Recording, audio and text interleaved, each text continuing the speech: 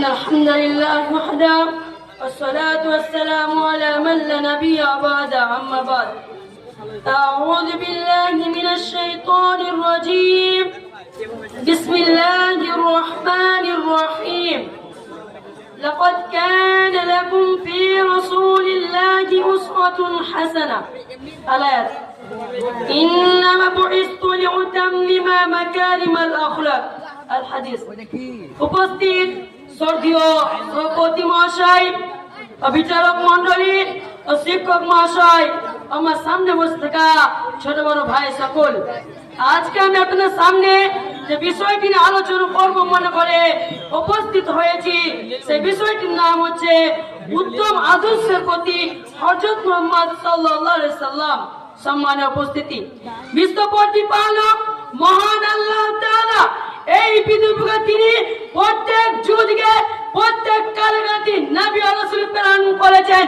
প্রত্যেক কালে তিনি নবী ও রাসূল এই পৃথিবীকে সৃষ্টি করেছেন।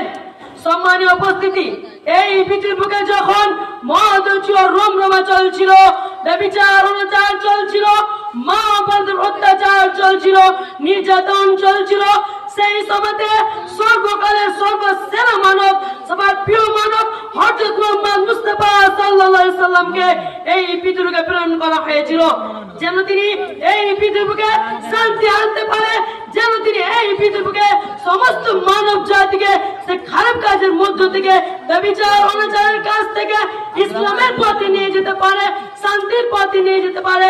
তার জন্য তিনাকে এই পৃথিবীকে সর্বশ্রেষ্ঠ নবী হিসেবে তাকে সেই সমাজে প্রেরণ করা হয়েছিল। সম্মানীয় উপস্থিতি, নবী করিম সাল্লাল্লাহু আলাইহি সাল্লাম হচ্ছেন একজন উত্তম আদর্শবান ব্যক্তি।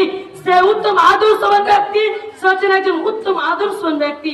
সে উত্তম আদর্শ, উত্তম চরিত্র মানব জাতিকে তিনি দান করার জন্য এই পৃথিবীকে এসেছেন। এ সম্পর্কে মহান আল্লাহ তাআলা পবিত্র আল কুরআন মাজিদের মধ্যে সূরাতুল আহজাবের 21 নম্বর আয়াতে তিনি বলেন, লাকাদ কানা লাকুম ফি রাসূলিল্লাহি উসওয়াতুন হাসানাহ। মহান আল্লাহ তাআলা বলেন, নিশ্চয় উত্তম আদর্শবান ব্যক্তি হচ্ছে, নিশ্চয় উত্তম চরিত্রবান ব্যক্তি হচ্ছে হযরত মুহাম্মদ সাল্লাল্লাহু আলাইহি সাল্লাম। সে উত্তম আদর্শ, উত্তম চরিত্র মানব জাতিকে দান করার জন্য তিনাকে এই পৃথিবীকে সর্বশ্রেষ্ঠ নবী হিসেবে সৃষ্টি করা হয়েছে। সম্মানীয় উপস্থিতি, এই কথা প্রমাণিত করার জন্য মহান আল্লাহ তাআলা পবিত্র আল কুরআন মাজিদের মধ্যে আরো অনেক আয়াতের মধ্যে বলেছেন। তার মধ্যে সূরা কলমের 4 নম্বর আয়াতে তিনি বলেন, ওয়া ইন্নাকা লাআলা খুলুকিন আযীম। বিশ্ব প্রতিপালক মহান আল্লাহ তাআলা বলেন, উত্তম আদর্শবান ব্যক্তি হচ্ছে